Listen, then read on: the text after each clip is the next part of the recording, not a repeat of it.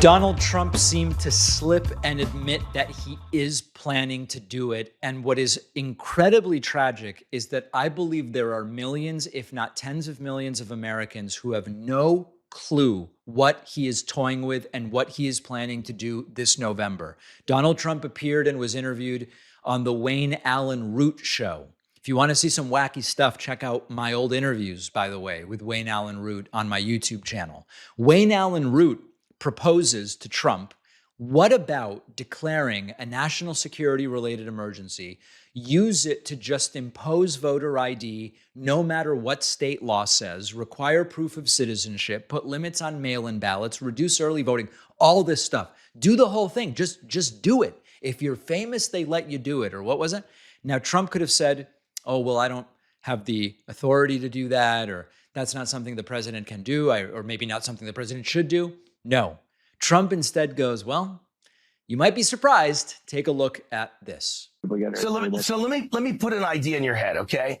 Because it's so hard to get the Senate to do anything, now they're on recess, they don't get anything done if they never get the Save America Act done. You have the right to declare a national security emergency for elections.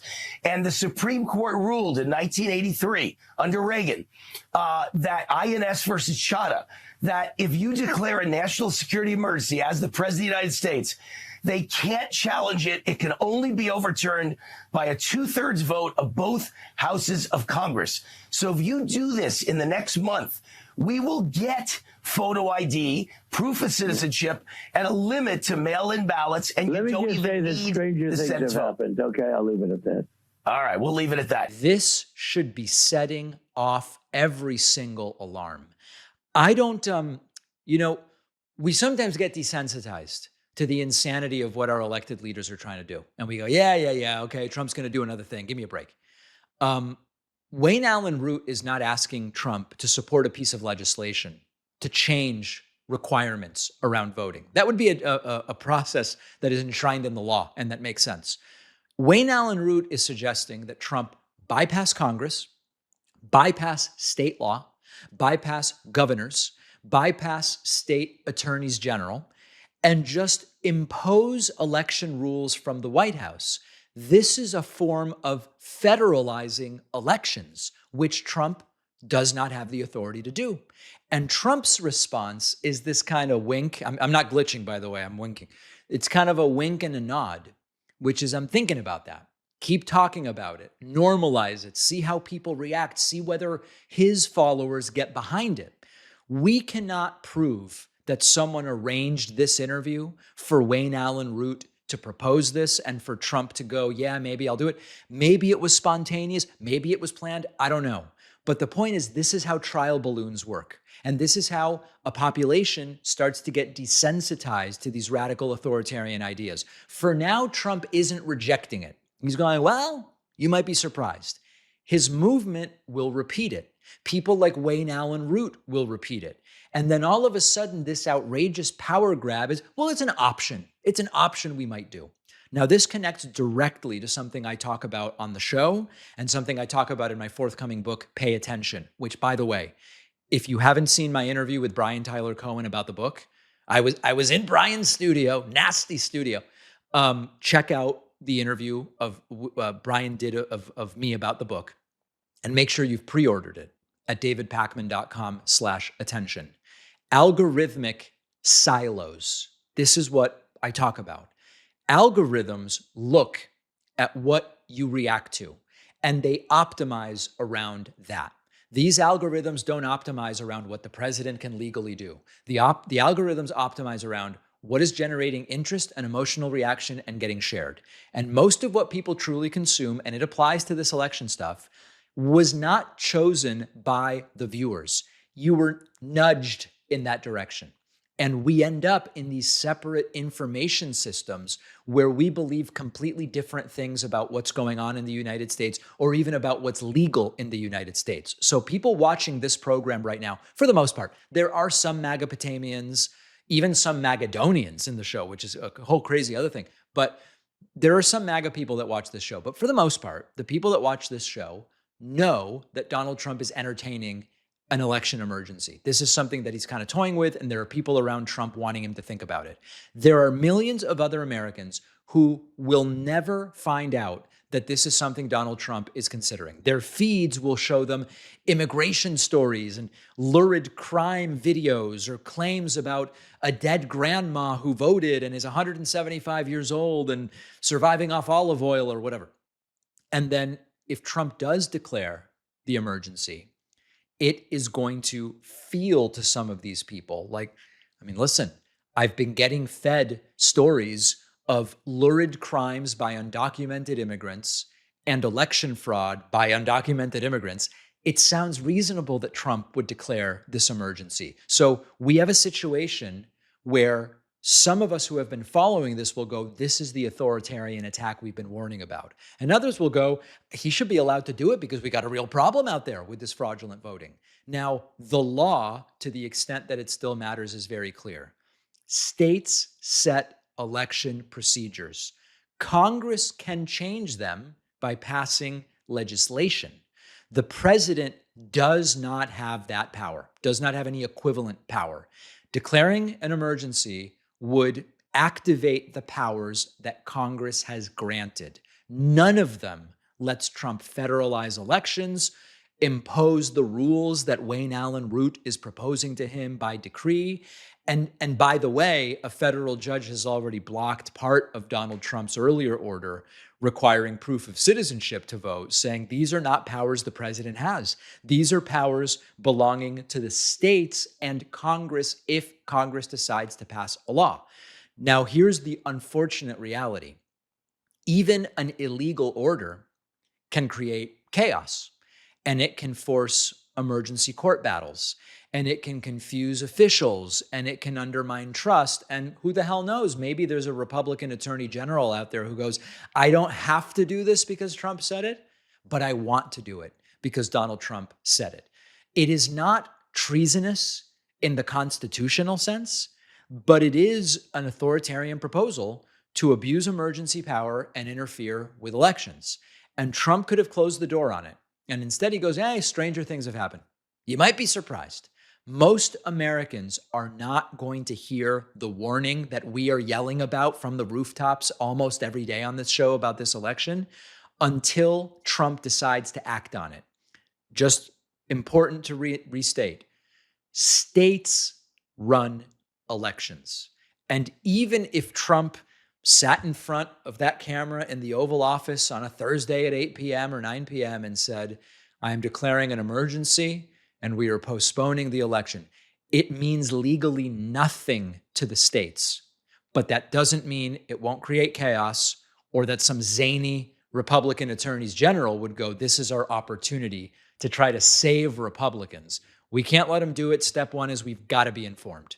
I'm not really the type of person to delight myself when others are struggling. I want to lift people up rather than put them down. But if you're a terrible person and if you're going to hurt millions of people if you win an election, I'm going to be happy that you're failing. And Ken Paxton, the Republican candidate for Senate in Texas, is failing really hard right now.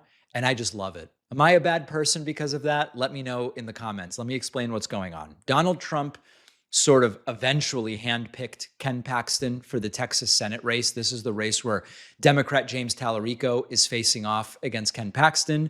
The incumbent Republican Senator, John Cornyn, lost his primary after Donald Trump, very late in the game, endorsed Ken Paxton. Fine. So you've got Tallarico and you've got Ken Paxton. Ken Paxton is unable to raise money. He is just, nobody wants to donate to him.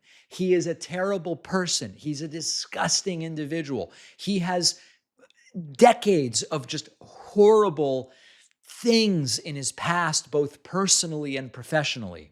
And meanwhile, James Tallarico is flush with cash. Check out this report from CNN. Tallarico's raised over $21 million. Ken Paxton has raised not even $2 million. The Democrat in the Texas Senate race has raised about 10 times more than the Republican. Take a look at this. Just going back to Texas, this is remarkable if you look at just the money because Texas is obviously a huge state, a very expensive state in any cycle to run in. The Democrat, James Tallarico, has raised and has cash on hand $21.5 million.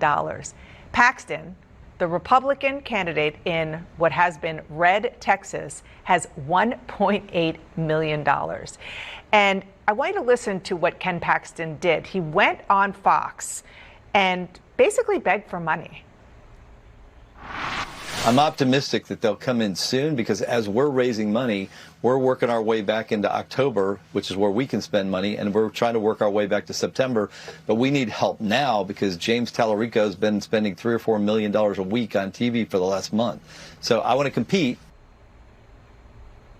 It's just extraordinary to hear a Republican in Texas having to beg for money on television at this point in the race. And it's also, I mean, we're all here old enough to know that Democrats have been promising to turn Texas into a purple state for a long time and haven't actually done it.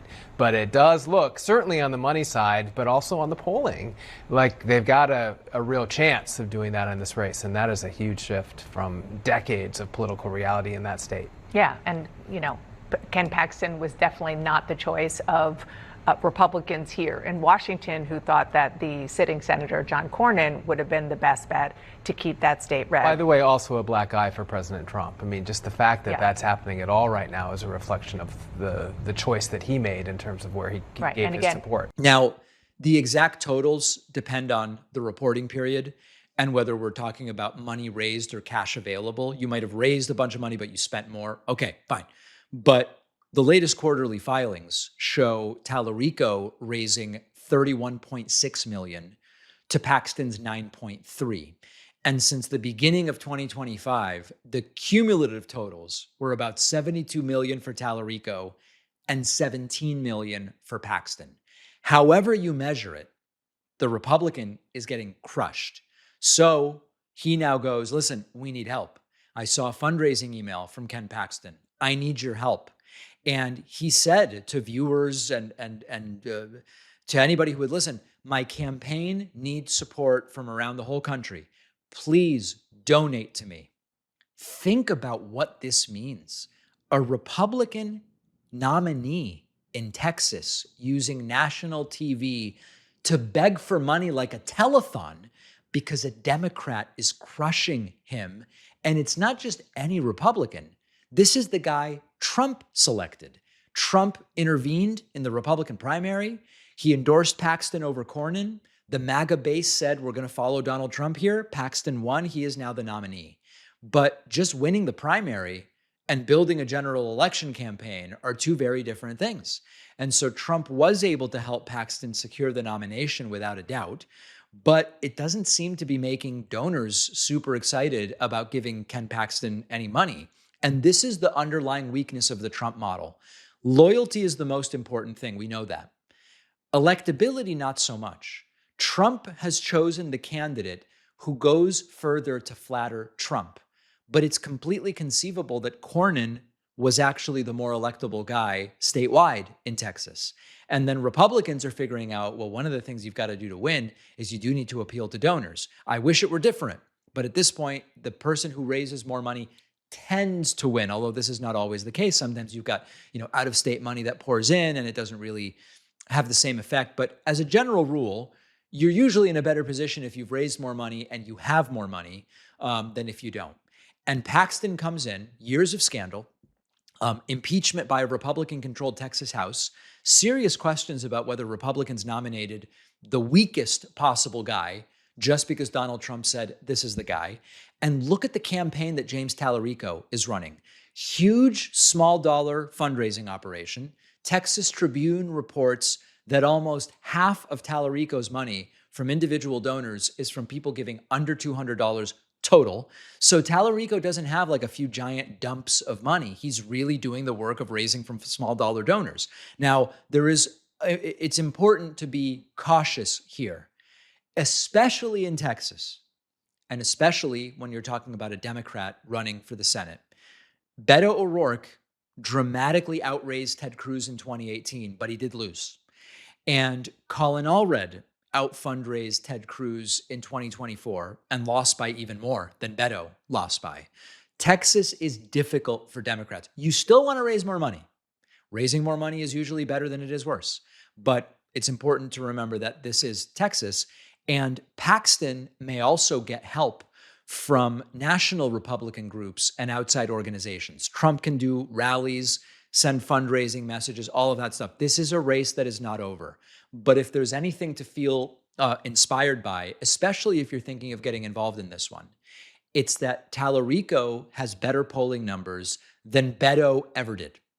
And that's a good sign. Now, Republicans control statewide politics in Texas. Trump selected the nominee. The nominee is going on Fox and going, I really need your money. I really need your money. Let's make them fail on this one. And the broader issue, of course, is the Senate map. In the House of Representatives, everybody's up for re-election every 2 years. So every 2 years, it is a referendum, and you could see major realignments. You can see realignments in the Senate, but the way it works is there's 100 seats in the Senate, 6-year terms. Every 2 years, about a third of the 100 senators are up for re-election. That third can favor one party or the other. And it's not awesome for Democrats this time around. There is a path for Democrats to control the Senate. It's not even that unlikely. Most of the polling and betting markets say that it's like a 55-45 looking good for Republicans. 55-45 can become 50-50 very quickly. So we've got to get out there. There are so many key races. We're going to be talking about them. There are many opportunities to get involved, but it is a delight. I am personally relishing seeing Ken Paxton struggle so badly to raise any amount of money. And he's a horrible person. He deserves to be struggling. He has no business being the nominee, never mind the senator from Texas. The David Pakman Show is an audience-supported program, and the best, most direct way to support the show is by becoming a member at joinpakman.com. You'll get the daily bonus show, the daily commercial-free show, and plenty of other great membership perks. Get the full experience by signing up at joinpakman.com. You know, sometimes I talk to people and I just say to them, do you have any idea what's happening under Donald Trump right now? And these are sometimes people who at least believe that they're kind of following what's going on. They think they have a sense of how the economy is doing. They think they have a sense of what the United States is up to as far as, say, foreign policy, for example. And one of the things that happens, and it's nobody's fault, is that economic news kind of arrives a month at a time. And there's a lot of different metrics. We get a jobs report that comes out. We get an inflation report that comes out. If it's good, Trump tries to take credit. And then later, a lot of the numbers are revised. Sometimes they're revised by a lot. And the revision never gets the attention of the original headline. And so what people will sometimes remember is, oh, I don't know, like I think we created some jobs in May, right? But now it's August. I don't know, where exactly are we?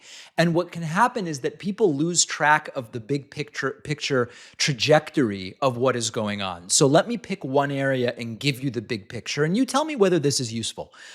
The American labor force has shrunk by more than 1.3 million people in the last year. As always, fact check me. Go and look at the data from the Bureau of Labor Statistics. I will never tell you that I'm the ultimate source of truth and final authority on any of this stuff. I'm giving you my best interpretation of the data. You go to the Bureau of Labor Statistics and you find that the labor force fell from 170.4 million people last July to 169.1 million people this past July. The newest data that we have is for up to last month. The participation rate, which is the share of adults working or looking for work, has dropped to about 61%, and we already talked about that in an earlier show. Outside the pandemic, it has not been this low in decades. Trump made a series of promises, and those promises were we're going to have an economic boom, and instead the pool of Americans working or looking for work is getting smaller. Monthly headlines can sometimes hide that. And so if you go, well, listen, in July, the unemployment rate fell from 4.2 to 4.1%. Maybe that sounds good, but then you take a closer look and you go, well, that same month, 264,000 people left the labor force and the total employment level went down. And once somebody stops actively looking for work, they no longer count that person as unemployed. That is someone that has left the labor force. You're not working and you're not looking for work. You're out of the labor force. This is the way that these terms are defined. So you can have unemployment fall even when fewer people are working. Fine. Second layer, there are revisions. The July report showed that the economy lost 23,000 jobs. I went over that with you earlier this week. May and June were revised down by about 103,000 jobs. The first estimates get headlines. The corrections get very little attention. Now, when you zoom out, you see a very clear pattern here. Participation in the labor force has fallen basically on a straight line since January, and 6 million people outside the labor force would like to have a job. A quarter of unemployed people have been looking for jobs for at least 6 months. And there are also about 500,000 what are called discouraged workers. This is from July. These are people who they would like to work, but they've stopped looking because they think there aren't jobs available that are going to be suitable or that they can obtain. That's up about 45,000 jobs since last year. So we've got to be honest about the causes. As I have said before, sometimes the labor force can shrink because there's a lot of baby boomers and baby boomers are retiring. The fact that some baby boomers can afford to retire is not a sign for concern. Labor force can go up or down. Labor force participation rate can go up or down for reasons that are good or reasons that are bad. Trump has nothing to do with baby boomers being of the age that they would consider retirement. Trump doesn't have anything to do with the declining birth rate in the United States. At least I don't think he does, based on anything I've seen so far. These are trends that develop over a long period of time. But there are areas where Donald Trump does have an impact, and he's got to be held accountable for that. The immigration crackdown of Trump is reckless, and it is hurting the employment situation. If older workers are retiring and you've got fewer young workers replacing them, immigration is where you get workers. If you believe in the standard economic theory that Trump and Republicans believe, which is that in order to do well economically, you need growth. Growth means you need more people working. And they're saying, we are going to limit a source of workers who pay taxes and do all sorts of other stuff. You deport workers, you're doing the same thing. You block new workers, you're doing the same thing. You're limiting production and you're reducing growth. This is their economic worldview. Now, meanwhile, there's a job market that's frozen. Companies are not firing huge numbers of people. That's good. But they're not hiring many people either. People send out applications and they hear nothing. Some people stop looking. They disappear from the unemployment rate, but they are still people who would like to be earning money that they are not earning. This is what really gets lost when every jobs report is a separate event and you don't look at the trend. Now, let me make a macro critique here. And if people don't want to hear this, tell me, David, shut up. We don't want to hear that. This is a critique of the coverage of this. Unfortunately, a lot of the first to social, so let me put it a different way. If you are creating content directly for vertical platforms, you might be doing a great job, but there's a lot of content out there that is like direct to TikTok rather than being pulled from a broader conversation like we do here. These 60, 90-second clips about the jobs market, on both sides of the political aisle, they're often pretty crappy. It's the last number, no context, no discussion of what these different metrics mean. Usually they look at one metric. It's worth going deeper. That doesn't mean it has to be this show, but understand the metrics that are being used. Look at the deeper economic reports. Look at the actual Bureau of Labor Statistics report. The point is less nuance tends to perform better, but it would also be good to at least give people the opportunity of more nuance if they are interested in it. And if you do look at the big picture, it's tough to spin it. right? More than 1.3 million people have left the workforce. Participation is near a multi-decade low. Employment is down, and there are a lot of jobs that are nominally available. For example, we've spoken about the 500,000 manufacturing jobs that are just open because they are not offering a high enough wage for what the job entails, and or there aren't enough qualified workers in the locations where they are needed. So this is not a problem that is only because of Donald Trump. The entire economy has not collapsed as of this point in time, but we have a serious downward trend here. Trump is aggravating it through tariff and domestic policy. So when Trump ignores the jobs numbers, labor force participation, consumer confidence, inflation, all this stuff, and he goes, well, unemployment went down 0.1% last month. We need to be able to go deeper. How many people are working? How many have given up? What are companies doing in terms of firing, hiring, and layoffs? This is what happens in Trump's America over the last year. 1.3 million fewer people working. That's not good for the economy. All right, Donald Trump fell asleep again. Oh, okay, it's again 2-3 times a week this is happening now. It's completely pathetic. Yes, it is pathetic. I want to go beyond just the fact that Trump fell asleep. Now, I am going to show you, again, behind the Resolute desk, Oval Office event. This one was about childhood vaccines. This is not a joke. Like it is visually funny, okay? I have a sense of humor like everybody else. It is visually funny to see Trump sort of almost horizontal and just passed out asleep. But this guy made Joe Biden's age and alertness the central issue around the 2024 campaign, central to his political identity. Trump would never fall asleep when he's not trying to fall asleep. Trump out. He's just out. And look at the woman behind Donald Trump, by the way, realizing what's going on. Take this extremely seriously, as we have been for the last year and a half and more of the presidency.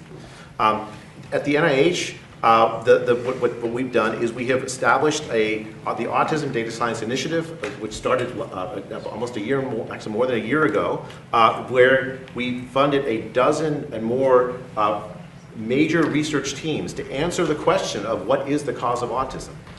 It's a complicated biological phenomenon. It's not going to be a simple answer. It will have, as the Secretary said, potentially genetic predisposition, but that cannot possibly explain why we've seen such a large rise in autism. There must be some other environment. So let's get the prerequisites in here so that we can kind of center context for what's going on. Trump repeatedly called Biden Sleepy Joe. He's like, Joe Biden doesn't have the stamina. Joe Biden doesn't have the focus. Joe Biden doesn't have the mental sharpness it takes to be president of the United States. Trump told Americans, a president who looks tired makes the country look weak. We can't trust a president that looks tired with this very important job. Now, when Trump's aides are confronted with the fact that Trump falls asleep all the time, they just deny it. They go, oh, no. He rests his eyes to really think clearly about what's being discussed. And sometimes he is just so concentrated, and that is not a reassuring defense. It's not an even remotely believable defense. The president is sitting in the Oval Office during official government business, which could impact the health of children, and he can't be bothered to stay awake.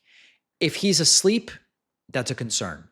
If he's just so damn bored that he closes his eyes and checks out, while really serious stuff like childhood vaccination is being discussed, that's also concerning. Now, this is not an isolated incident. 2 to 3 times a week, Trump is falling asleep in public during the day. His day is already mostly restricted to 12 to 5, local time, wherever he is. And even within the 12 to 5 window, he can't stay awake for all of it. There was an event on prescription drug prices, another important topic, fell asleep. So, do we need to diagnose Trump? Is it sleep apnea? Is it congestive heart failure? I don't know. They're not transparent about his health. It's obviously not good. Should we get credible medical information about the president? Of course we should. He's 80 years old, oldest person ever inaugurated as president. He's not healthy. He's obese, cankles, Caligula, all this different stuff. But we're getting propaganda from them. We're not getting an explanation. Fine. Let's get to the hypocrisy, though, Because when you spend years and all of your allies spend years going, oh, Biden can't do it. Biden stumbled, he paused, he went quiet for a second. All of these legitimate questions exist about presidential health when the president is Biden or Trump. But Trump insisted that every single one of these incidents is essential, except not when it applies to him. That's the larger issue. And then let's go bigger now. Competence and interest in being the president. Trump loves rallies where everybody cheers for him. He loves listing his grievances. He loves insulting people. He likes TV appearances. He likes being the conversation. Governance requires that you listen, that you're awake, that you absorb briefings, you evaluate details, you stay engaged, even when other people are talking. Trump doesn't give a damn about any of that. He is so uninterested in the presidency. His administration then comes in and fills the vacuum. While Trump sleeps, RFK talks about changing vaccine requirements and drives these huge policy changes that should really involve medical professionals, which RFK is not. It is massive weakness that is projected by this sort of thing.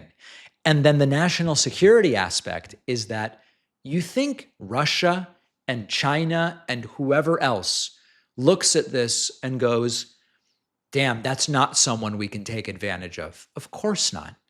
They see Trump asleep every other day on live TV, and they go, this is a guy we can take advantage of. Not that Putin needed to be reminded of that. He knew that back during Donald Trump's first term. They go, this is the guy who lacks stamina and attention. And for all of Joe Biden's decline and slowing down that we saw, Biden, first of all, Biden stayed awake during official events, but Biden knew what was going on in his administration. You didn't have these situations like with Trump where someone goes, sir, what do you think about this thing that happened yesterday that everybody's talking about? He goes, sorry, the what now?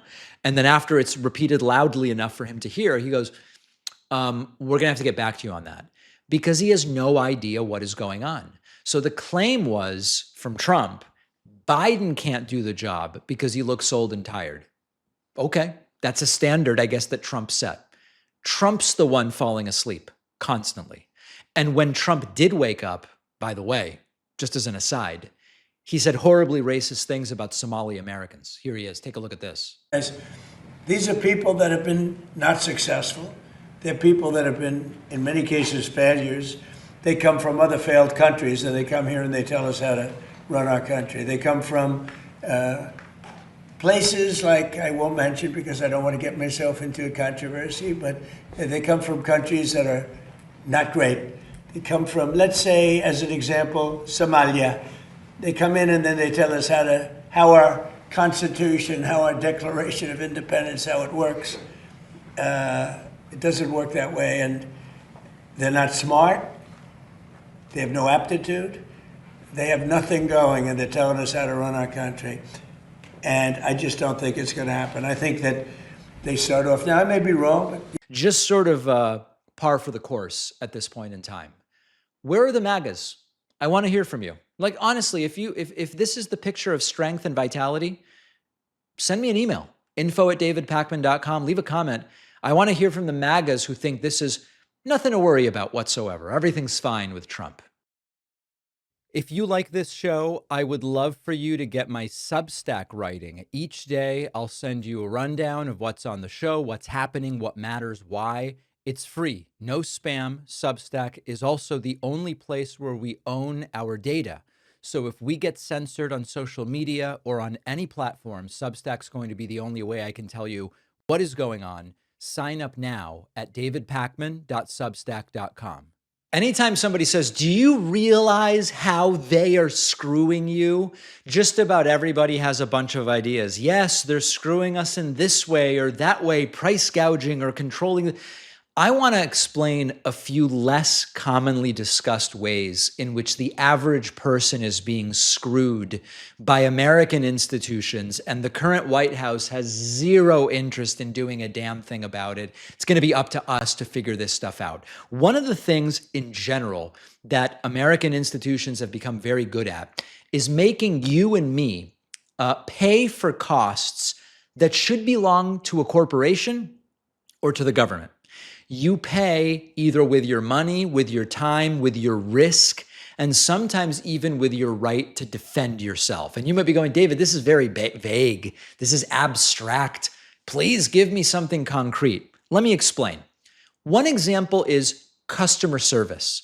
A company bills you incorrectly or loses your package or keeps charging you for a service that you've canceled. You spend hours navigating phone trees, AI customer service, repeating your story, trying to get the mistake corrected. Automation is in there, and it's all a huge mess. And the company has no concern whatsoever about the fact that the error they made is costing you time, money, and frustration. You are providing unpaid labor, and it's part of their business model. Either they are paying to resolve these issues, or you are. And the more time that's required of you, that saves them money. They've outsourced, or you could put it a different way, they have socialized the customer service. This gets us to forced arbitration. You might take a job or open an account somewhere, or you click accept on terms and conditions, and there's pages of legal language, and it might eliminate your right to sue or eliminate your right to join a class action. Now, arbitration can be faster and cheaper than going to court, but choosing it after a dispute is very different than a corporation saying, you've got to accept that you will never sue us before you even know what we might do wrong. And if a company improperly takes $20 from 1 million customers, almost no one is going to fight alone. But you've got to, and so if you're the corporation, you want to prevent those 1 million people you screw out of $20 each from getting together to fight you. Make them each arbitrate against you individually, which obviously puts the company at a huge advantage and the individual at a disadvantage, which gets us to item number 3. Businesses outsource staffing risk. A restaurant or a retailer can't perfectly predict demand. So workers are going to get schedules at the last minute, or they are told you have to be available even though we won't guarantee you hours. You have to give us that you'll hold your schedule open, but we're not necessarily going to give you hours for which you will get paid. You might lose shifts, meaning you lose compensation. The business needs flexibility, but you pay the price as the employee for the flexibility that the business needs. And when you make employees reserve their time, even though you're guaranteed nothing, you essentially are becoming an unpaid insurance policy for the business. Government does a very similar thing. Government gives private companies captive customers. Families paying to communicate with prisoners who are in jails and prisons are forced to pay exorbitant rates in many states. Some states are dealing with this. Exorbitant rates to private companies for the phone services that they provide to the inmates, or drivers on privatized toll roads, or borrowers dealing with government contractors rather than the government itself, taxpayers navigating completely unnecessary tax filing complexity, which is a boon to the tax prep software industrial complex. There's no competition when that is taking place. And so what you're doing is you're taking government coercion with private profit. Who gets screwed? It's the average person. Now, let me give you the kind of final example, and then I want to tie some themes together. We as taxpayers, when there's a new road or a road that gets repaired, or broadband infrastructure is being installed, or a stadium is being built, or utilities are coming in, or there's development for new pharmaceuticals, we are subsidizing all of that stuff. Sometimes we're subsidizing it as taxpayers, sometimes we're subsidizing it as customers. But then once it's all done, we also pay in order to use what came from it through user fees and all of that sort of stuff. Now, I'm not saying user fees are illegitimate necessarily. And you might have a situation where there's public financing of new infrastructure, so the taxpayers pay, but then there's maintenance over the period of time. So then we kind of pay again by paying a toll or a user fee or whatever. But this is supposedly what certainly Republicans don't want, which is that there is a socialization of a lot of the costs, but then the profits still flow to private institutions. It's framed as a partnership. The public is going to be partnering with government and a private industry to build something. Well, is it a partnership? We're just paying for it. And then we are going to support its continued existence and maintenance also by paying user fees. Damn, that's not really sounding very good. Now, what often is the case is that if you pay attention to like town meetings where these sorts of projects are discussed, individually, they all look kind of normal. It's like, well, in this particular case, I guess it makes sense that the taxpayers would fund it. And I guess it makes sense that the taxpayers would also pay user fees to use it. But if you zoom out, you see the big picture or a very consistent pattern, which is companies make mistakes, the public pays to correct it. Company faces uncertainty, the public absorbs the uncertainty. Government creates the customer, a middleman collects the revenue. The public finances the foundation, and then private owners get to keep all of the profits. Republicans will often come in and go, no, this is the way these arrangements have to be because there's a private company involved. There's no other way to convince a private company to do it. But there's really no market there that justifies that being the way that it has to be. Now, the unfortunate, I would love to be able to say, but Democrats are awesome on this issue. And not really. Democrats will often just regulate around the edges, and it's the same middlemen, but they'll just go, well, you can't make quite as much money off of it. I don't know if that's so good. And so what you end up with is two parties that take industry money, and then they treat all of the circumstances I just described as unrelated problems. Now, I think the answer is really reciprocity. Corporate mistakes should be costly to the corporations. Arbitration should only be chosen after a dispute if everybody agrees, all right, arbitration actually makes sense here to every party. If you are a reserve worker, and in some industries it is this way, if you're on reserve, if you have to be on call or ready, you should be compensated for that. And in a lot of salary, or not salaried, there are many jobs in which that is the case, but there are too many in which it is not. And if you're a contractor with captive customers, you should still be subject to pricing rules. It can't be a, hey, we're effectively a government set up monopoly and we can charge whatever we want. So we need a pretty radical change here. And it is not a change to, my view is it's not a change to socialism or communism, but it is a change to real regulation and actually having a more competitive process for a lot of this stuff. And many people don't even realize that the structure here is screwing them. They sort of see the after effect where they go, wow, look at how much I'm paying for utilities, or look at how disruptive this road construction project is, which by the way, I'm paying for, and then I will also pay tolls in order to use the road. A lot of people see that. It's the structure that is really important to understand. The David Pakman Show is an audience-supported program, and the best, most direct way to support the show is by becoming a member at joinpakman.com. You'll get the daily bonus show, the daily commercial-free show, and plenty of other great membership perks. Get the full experience by signing up at joinpakman.com. Donald Trump has been caught in a really humiliating blunder involving some very tiny pricks. Now, it's probably not what you think. I'm talking about vaccine needles, of course. Get your minds out of the gutter, please. This is so funny because it's something I've talked about before that I've spoken with pediatrician friends about. Listen to this.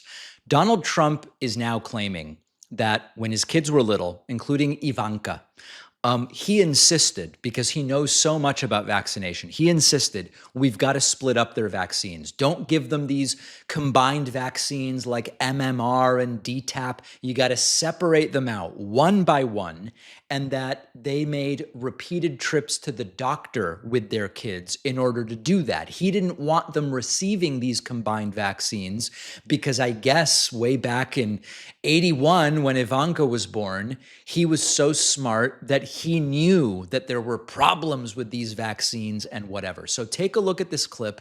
See if you can identify the problem with what Donald Trump is saying.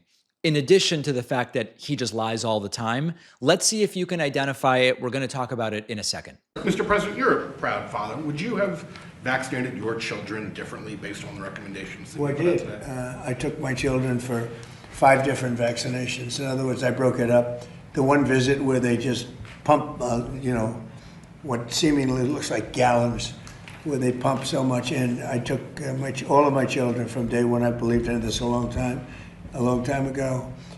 I took them with my wife. I took them through 5 different visits to the doctor. Essentially, they get 20% each, and I had no problem. So it's inconvenient.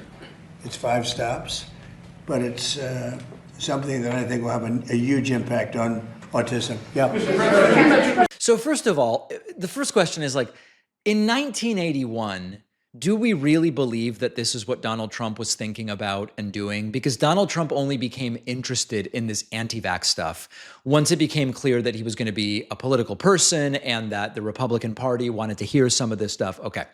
Ivanka was born in 1981.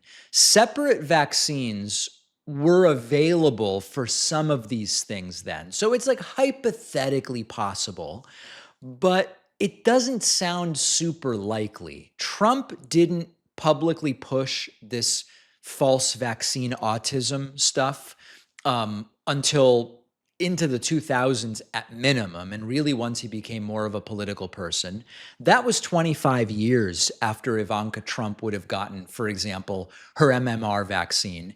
His older kids were vaccinated long before that disgraced former Dr. Andrew Wakefield started the MMR autism stuff and wrote a paper about it, and it's obviously been debunked since. So there's really no evidence at all that in the early 1980s, Trump was studying immunization schedules and worried about vaccination and all of that stuff. Like, we have today's Trump, who has become Trump gets all of his vaccines, but he's using the anti-vax thing to get political clout. We have no reason to believe that the Trump of 45 years ago was thinking about this stuff at all. So this is very clearly an identity that Donald Trump is projecting backwards. I always knew this stuff and I was making these decisions for my kids. By the way, it's fascinating that this is the first time Donald Trump has ever said that he previously made these decisions about his own kids. It's been a decade now of playing coy officially as a politician with this anti-vax stuff. And never, to my knowledge from what I've found, has Donald Trump ever said, oh, yeah, we separated out the vaccines for my kids. What I believe is going on here is that this is a politically useful position for Donald Trump today, because Trump put Robert F. Kennedy Jr. in charge of health policy as Secretary of Health and Human Services. Vaccine distrust and skepticism is central to the entire MAHA movement and to voters who treat public health agencies like the enemy. And so today, by telling this story, Donald Trump is able to kind of cast himself as a visionary. In the 1980s, I was doing this stuff. But the truth is, the current policy exposes the absurdity of doing this. Now, one more clip here. This one's from the Wayne Allen Root Show. I've interviewed this guy before, by the way. Wacky guy. Here is a little more about this vaccine stuff. But with me, it's too many, but it's something bigger than too many. It's too big. It's too much at one time. They give these massive. Did you ever take a look? It looks like a Coca-Cola bottle.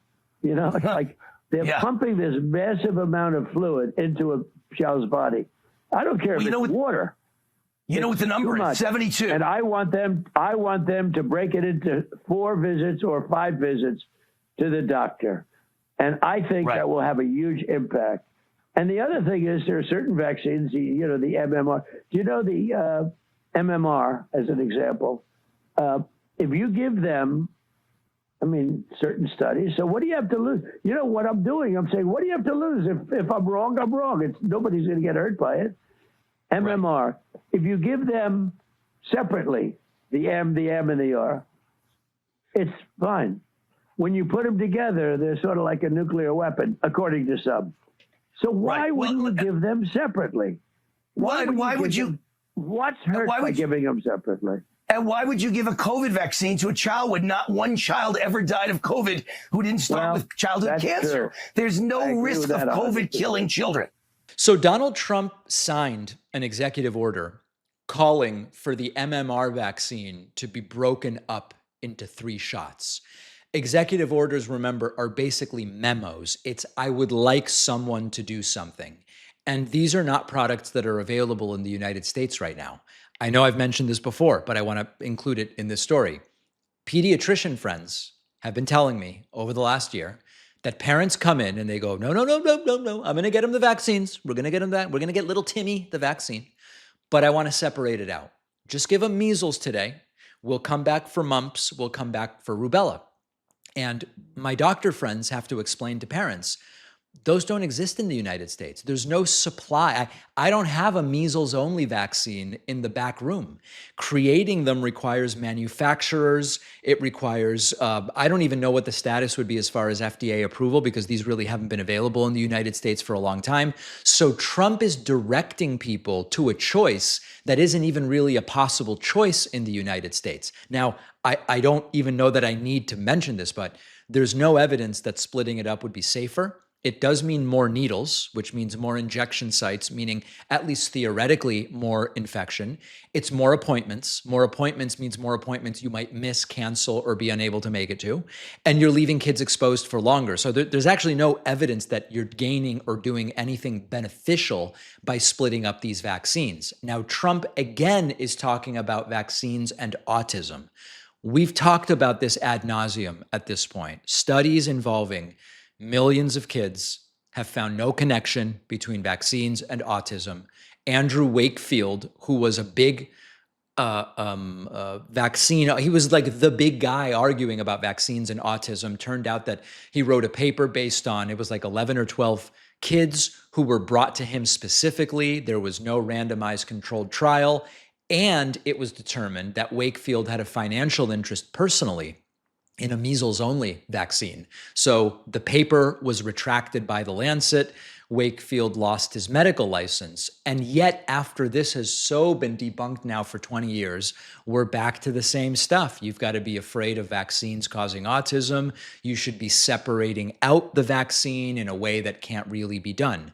Now, as of this moment, there is no evidence that Donald Trump has a personal financial interest in the measles vaccine, but the political interest is very clear. The story binds him to this Maha agenda. And maybe Trump is actually involved financially in some way with a measles-only vaccine. We don't know. We don't have evidence of that at this point in time. But he is really trying to get the political benefit of this vaccine skepticism. The humiliating blunder is that he is turning unverifiable family information, which we should really doubt the truth of, into national policy and going, I did this in 1981, and we should now make it policy. And by the way, the products that he is suggesting don't even exist. So bottom line, Trump believes that his tiny pricks, not the MMR, the full prick, these little pricks that he is in love with, should outweigh decades of medical evidence. That's not the way we do things, or at least I didn't think it was. Donald Trump could have gotten reporters killed with the stunt that he pulled. And he doesn't give a damn because he doesn't care about anybody but himself or people that are just convenient to care about. Let me explain what took place here. Donald Trump publicly climbed aboard Air Force One. Remember, Air Force One is any plane the president is on. But we're talking about the presidential 747. There's 2 of them, plus now there's the Qatari one. But okay, Donald Trump climbed aboard what was believed to be the Air Force One that would be transporting him. He did it in front of the cameras, but he didn't fly on it, okay? Instead, Trump was secretly removed in a catering truck and placed aboard a different plane, while reporters kept traveling on the plane they believed Trump was on, despite the fact that the whole reason for this was fear of an attack against that plane meant to assassinate Donald Trump. There are two stories here. Number one, Trump's increasing obsession with being killed, being assassinated. That's number one. And number two, just the total disregard for the value of the lives of others.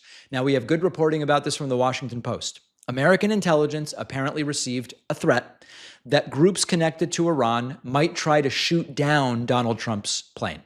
Trump had just been at the NATO summit. This was several weeks ago. This was in Turkey. Turkey is close to Iran. Security officials believed, listen, the danger here is serious enough that we need to do a deceptive act. So Trump got on Air Force One in full view of the cameras. The attention shifted. He was bundled into a catering vehicle, driven to another aircraft, flown to Britain under a different call sign. And the reporters that routinely travel with the president believed Trump was on Air Force One. And this is like the key detail about how terrible a person Trump is and about how disgusting this administration is. If Air Force One was being used to convince potential attackers that Trump was on board, the journalists and the White House personnel traveling on that plane unknowingly became part of the deception. Human shields maybe is the harshest interpretation, and maybe we just say, well, unwitting decoys. Unwitting decoys is difficult to dispute. The operation involved an astonishing calculation. Air Force One is designed to survive emergencies. It has some of the most advanced defensive technology available to planes anywhere on this planet. The replacement aircraft reportedly didn't have any of that stuff. And so moving Trump might have made him harder to locate, but it potentially made him more vulnerable if attackers had discovered the ruse that was going on. And of course, there was also a risk that anyone reluctant to attack Air Force One directly might be more willing to attack a less protected plane if they found out that Donald Trump was on that plane. So is Trump's fear of assassination irrational? It's not irrational. I mean, listen, any president of the United States is a target. That's without a doubt. Trump did survive an assassination attempt in Pennsylvania. There are other people who have been planning to kill Donald Trump, and there are people who plan to kill every president. And I believe that intelligence agencies did believe that they had a credible threat. That all can be true. But the specific precautions that a president operating inside an atmosphere of extraordinary fear would be taking don't seem to necessarily line up with all of Donald Trump's behavior. Trump has spent a decade, building this image of complete and total strength. He's the strongest. He's fearless. He's a dominant guy. He's uniquely capable of imposing his will on other countries. No one would dare cross him. And behind that very performative behavior, Trump's security operation reportedly concluded that the world's most recognizable airplane is too dangerous for Donald Trump to use. And the political contradiction I find to be even sharper because the threat reportedly came from Trump's own conflict with Iran. Trump has precipitated the circumstances in which he is increasingly worried about being taken out, being assassinated, through an ill-advised war that was supposed to take 2 or 3 weeks starting on February 28th. And it's basically mid-August at this point in time. So the supposed master of strength and control, was secretly driven away with the catering supplies, while reporters unwittingly sustained the illusion that Donald Trump was aboard Air Force One. Now, imagine for a second that something happened to Air Force One, and Trump wasn't on it, but all of those reporters were. Do you think Trump would genuinely feel bad about that? I really don't. And it is such a we know he is not a big fan of the free press. And I don't mean the free press like Barry Weiss. I mean like a free press. But this is a new low even for Donald Trump. And so I don't even dispute that Trump has legitimate reasons for fearing an attack. If he was briefed on that, then that's completely legitimate. This operation shows what fear has done to him into secret aircraft, elaborate deceptions, putting reporters and White House staff at risk. Like, if it's dangerous enough for Trump to be flying on Air Force One, isn't it dangerous enough for anybody to be flying on it? It's absolutely terrifying. And it's just a reminder, after I did this segment, I believe it was last week, maybe it was late the week before, about just wait until they go after Barron, especially if Barron is subpoenaed or any of these investigations that some Democrats are talking about happen. Trump is going to absolutely lose it. And people wrote in and they said, no, David, what are you talking about? Trump doesn't care about anybody but himself. He doesn't care. Even if Donald Trump doesn't personally care about some of these people, Trump would see the persecution or investigation of Barron or Melania as disrespect to him. How could Trump be the alpha if they are willing to investigate his wife or kids? That's why it would trigger Trump, not because he cares deeply about those people. And he certainly doesn't give a damn about the press corps, that's for sure. Just unbelievable behavior.